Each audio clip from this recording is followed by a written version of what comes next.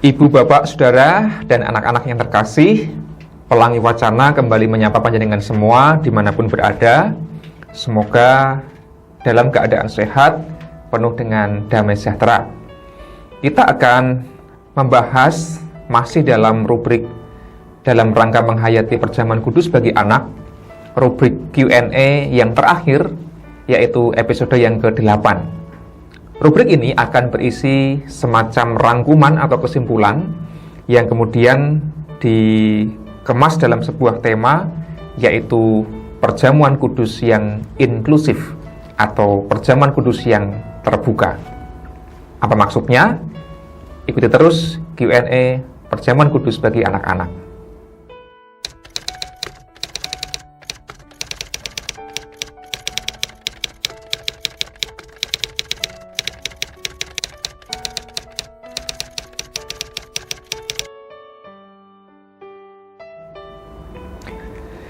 Nah, mengapa disebut dengan perjamuan kudus yang inklusif?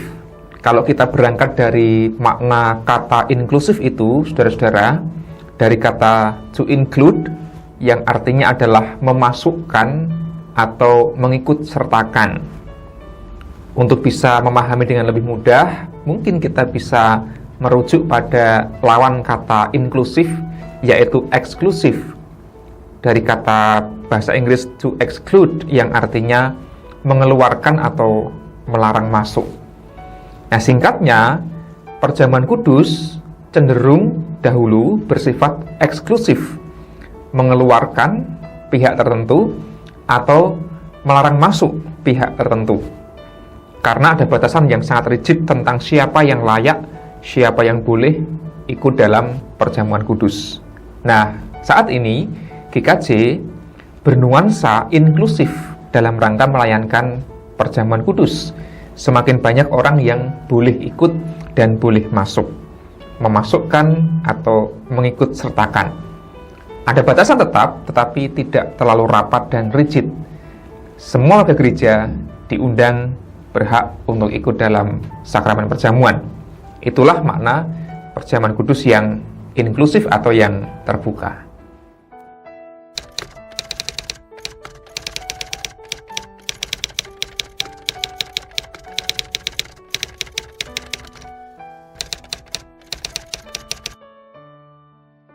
Disebut inklusif setidaknya karena kita bisa melacak kembali dalam dokumen gerejawi GKJ, dan terutama adalah 3 tata gereja terakhir yang bisa kita cermati. Kalau kita ingat dulu Bapak, Ibu, dan Saudara, terutama yang sudah sepuh, mengalami tata gereja tata laksana tahun 1998, di sana dicantumkan syarat siapa yang boleh ikut dalam perjamuan. Poin A berbunyi begini: warga gereja dewasa yang tidak dikenai pamerdi. Poin B menyebutkan warga titipan atau warga tamu. Jadi yang boleh ikut dalam perjamuan kudus adalah warga dewasa.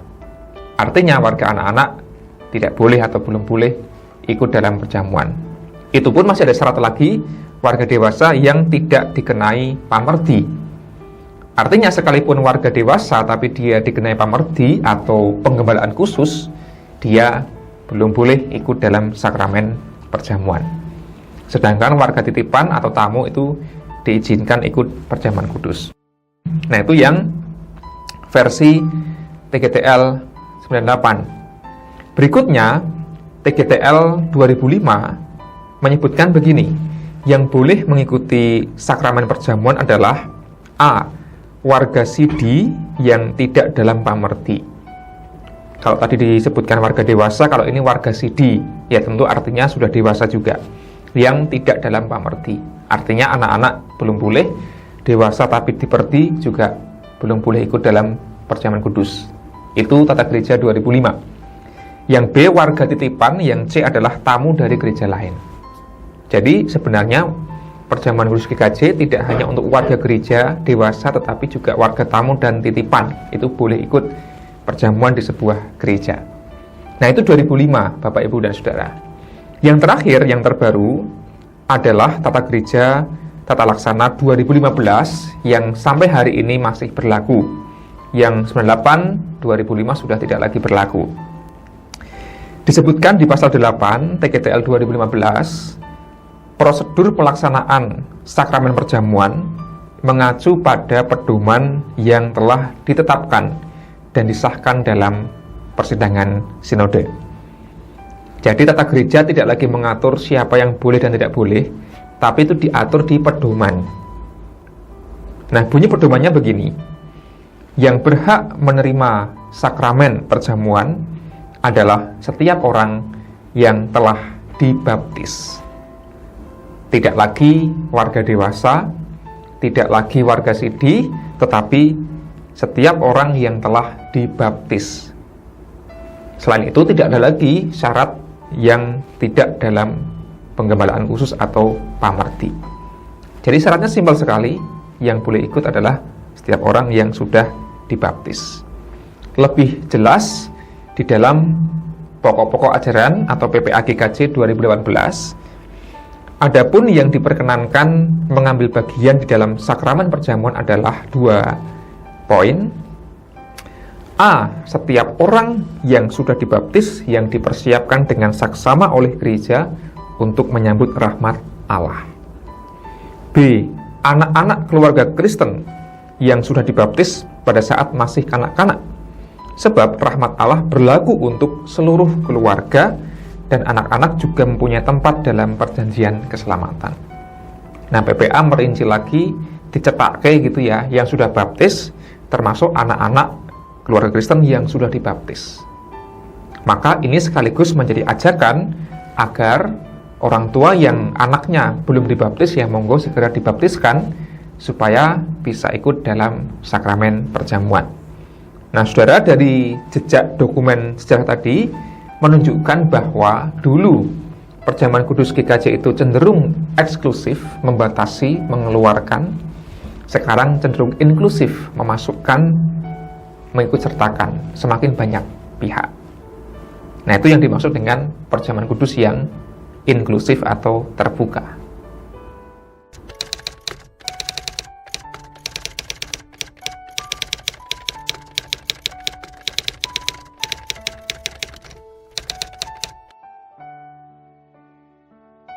Banyak alasan sebenarnya mengapa perjamuan kudus di GKJ semakin inklusif.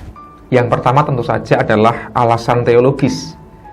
Basis atau dasar teologi kita sekarang bukanlah teologi akal budi serta bukan disiplin gerejawi dalam arti hukuman gerejawi gitu, pamerdi misalnya, melainkan teologi rahmat. Teologi rahmat itu bersifat lebih inklusif atau terbuka. Maka anak-anak beroleh rahmat, termasuk para pendosa juga beroleh rahmat. Mereka boleh ikut serta dalam perjamuan kudus. Alasan kedua adalah adanya kesadaran tentang pentingnya gereja lintas generasi. Bahwa gereja semakin sadar pentingnya merawat iman semua generasi, tidak hanya orang tua, tidak hanya warga dewasa, tapi juga generasi muda, termasuk bahkan anak-anak. Nah, kesadaran lintas generasi ini merupakan poin yang juga menjadi alasan mengapa gereja perlu merengkuh semua pihak, termasuk dalam pelayanan sakramen.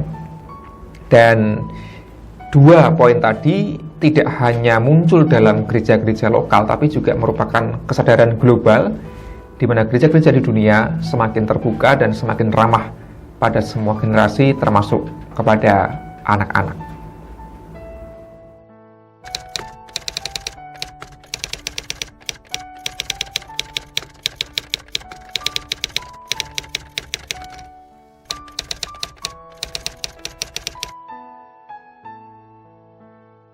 Ya, karena perjamuan kudus GKJ itu inklusif, maka pasti ada implikasinya.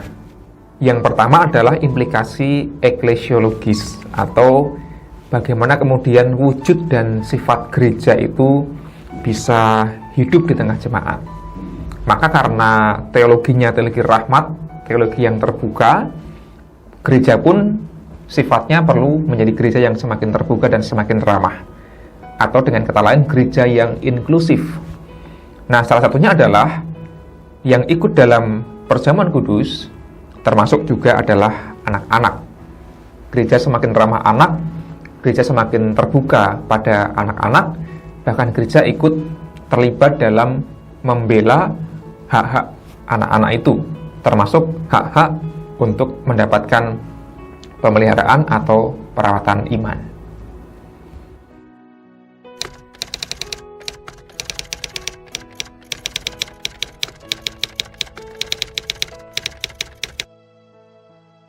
Nah, GKJ Pekalongan sudah merembuk di berbagai forum, entah itu di dalam persekutuan kelompok-kelompok, entah itu bersama dengan komisi terkait, komisi anak misalnya juga, dan juga para guru kateksasi, tentu saja juga dalam sidang pleno Majelis GKJ Pekalongan, memutuskan bahwa tidak ada batas usia secara spesifik. Batasnya sekali lagi adalah yang penting sudah dibaptis. Harus diingat bahwa perjamuan kudus itu adalah hak undangan bagi semua warga gereja. Ketika dia hak, itu berarti jemaat berhak mengikuti atau berhak menerima. Jadi semoga tidak disalahpahami bahwa perjamuan kudus itu adalah kewajiban atau keharusan. Tidak begitu. Artinya ketika perjamuan adalah hak, maka orang-orang yang sudah siap, monggo dipersilahkan untuk ikut di dalam perjamuan kudus itu. Kalau anak-anak sudah siap, silakan ikut. Kalau anak-anak belum siap, ya jangan dipaksakan untuk ikut. Bagi yang sudah bisa dipersiapkan ikut pendadaran, ya bisa anak-anak itu yang kemudian menyatakan ikut atau tidak ikut. Bagi yang masih dalam bimbingan orang tua, maka orang tualah yang sebenarnya bisa juga menentukan apakah anakku ini sudah siap untuk ikut, sudah saatnya untuk perjamuan kudus, atau belum, nanti dulu, masih mau ku didik dan ku bimbing lagi. Itu nggak masalah. Jadi bukan keharusan, kewajiban, apalagi paksaan, tentu bukan, melainkan itu adalah hak undangan yang terbuka pada seluruh warga gereja yang sudah dibaptis. Dengan begitu, Bapak, Ibu, dan Saudara yang terkasih, keikutsertaan warga gereja dalam perjamuan itu merupakan sebuah respons iman, ungkapan syukur, dan penghayatan untuk menyambut rahmat Allah. Maka dalam pendadaran yang berhak menyatakan dan menilai adalah masing-masing warga gereja. Untuk konteks anak-anak, sekali lagi, orang tualah yang dimohon untuk bisa ikut mendampingi, mempersiapkan, dan kemudian menyikapi apakah anak itu sudah siap atau belum. Kalau sudah siap, ya silahkan ikut. Merupakan proses latihan, pendidikan, meskipun tidak harus paham. Sekali lagi, teologinya teologi rahmat, bukan akal budi. Tapi kalau dirasa belum siap, ya jangan dipaksakan. Semua itu demi pertumbuhan iman anak-anak kita.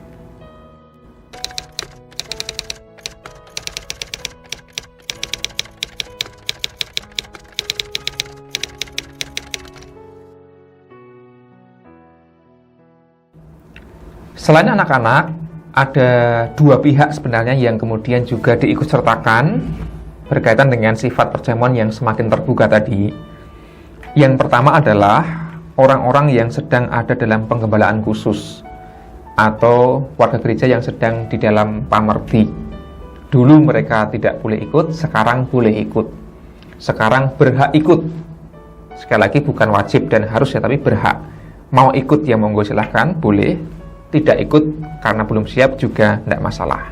Sekali lagi, keputusan ada di tangan warga gereja. Nah, mengapa orang-orang dalam penggembalaan khusus itu diizinkan untuk ikut dalam perjamuan? Ada 3 alasan paling tidak. Yang pertama adalah teologi rahmat. Rahmat Allah itu berisi pengampunan, menerima orang-orang yang juga berdosa. Sehingga syarat untuk ikut dalam perjamuan kudus bukanlah kesucian, melainkan kesediaan menyambut rahmat Allah. Pertanyaan pendadaran itu bukanlah apakah aku suci dan bersih, justru adalah apakah aku berdosa. apakah aku menyadari dosaku dan apakah aku berniat mau bertobat. Nah, dengan alasan pertama ini, teologi rahmat pengampunan, terkait dengan alasan kedua, secara pastoral, justru dengan orang-orang yang sedang bergumul dengan dosanya di dalam penggembalaan khusus, ketika diizinkan untuk ikut dalam perjamuan, harapannya bisa semakin mendorong dia untuk segera bertobat, karena merasakan rengkuhan kasih Allah atas orang yang berdosa itu, sehingga tidak lagi merasa dikucilkan atau disingkirkan oleh gereja, di-exclude gitu ya, tapi sekarang di-includekan, dimasukkan dan diikutsertakan. Tentu pro kontra mengenai hal ini juga terjadi. Kemudian ada orang yang menilai kalau begitu kemudian kesakralan perjamuan tidak lagi seperti dulu. Ya, barangkali pendapat itu bisa diterima, tetapi kesakralan bukan pada kesucian. Karena kalau menilai kesucian, siapa di antara kita yang suci dan betul-betul layak? Barangkali tidak ada. Maka perjamuan kudus mengikut sertakan semua orang. Kalau kita ingat perjamuan Yesus, Yesus juga sering makan bersama dengan orang berdosa. Bahkan dalam perjamuan terakhir, di sana yang semeja dengan Yesus juga ada Yudas Iskariot yang hatinya berencana untuk berkhianat pada Yesus. Nah, dia pun ikut dalam perjamuan kudus itu. Atau ketika Yesus perjamuan di rumah Sakeus, pemungut cukai, yang seringkali dianggap berdosa, justru membawa perubahan hidup dan pertobatan bagi Sakeus. Jadi itu alasan teologis dan alasan pastoral. Dan yang ketiga alasannya adalah bahwa pendadaran itu soal menguji kesungguhan niat dari umat itu untuk menyambut rahmat Tuhan. Sekali lagi bukan untuk menilai kesucian hidupnya. Justru kehendak niat untuk bertobat itulah yang perlu ditumbuhkan. Nah, selain orang-orang yang sedang di dalam penggembalaan khusus, yang kemudian sekarang bisa ikut serta adalah yang tidak kalah penting gitu ya, penyandang disabilitas. Dulu kultur yang lama yang eksklusif, karena orang-orang itu dianggap harus mudeng dan paham baru boleh ikut perjamuan, maka orang-orang yang menyandang disabilitas, terutama disabilitas mental dan juga disabilitas intelektual, ya berarti tidak paham, tidak bisa pendadaran misalnya gitu, dan kemudian dianggap tidak layak untuk ikut dalam sakramen perjamuan. Bukankah itu menjadi sesuatu yang kasihan bagi mereka? Sudah menderita, tambah lagi tidak boleh ikut perjamuan kudus. Maka ketika syaratnya adalah dibaptis dan dipersiapkan menyambut rahmat Allah, maka rahmat Allah berlaku untuk siapapun, tidak lagi mengandalkan pemahaman dan akal budi. Maka para penyandang disabilitas pun justru bisa ikut serta dan imannya semakin terpelihara. Nah, yang terakhir, Bapak, Ibu, dan Saudara, selain implikasi eklesiologis atau gerejawi, anak-anak boleh ikut semakin ramah pada pendosa, semakin ramah pada disabilitas, juga tentu ada implikasi etis. Bagaimana kita dalam keseharian, tidak hanya dalam ritual ibadah gerejawi, dalam keseharian kita, sikap etisnya pun juga perlu ramah pada anak, ramah pada umat yang sedang digembalakan, umat yang sedang bergumul dengan dosanya, tapi juga ramah pada penyandang disabilitas. Dengan begitu, perjamuan kudus yang inklusif, terbuka, bisa membawa gereja menjadi gereja yang juga inklusif dan gereja yang terbuka. Karena demikianlah sifat dari kasih Allah, kasih dan rahmatnya itu bersifat inklusif dan terbuka, merengkuh semua orang. Baik, saudara semua, demikian rubrik Q&A dalam rangka kita belajar bersama mengenai perjamuan kudus bagi anak-anak. Semoga Q&A 1 sampai dengan 8 ini bermanfaat untuk semakin membuat kita bertambah wawasan, penghayatan, namun juga kiranya bisa membantu kita menjadi orang-orang yang semakin dewasa dalam beriman. Dan biarlah nama Tuhan sendiri yang dipermuliakan dalam kehidupan kita sehari-hari. Tuhan Yesus memberkati kita.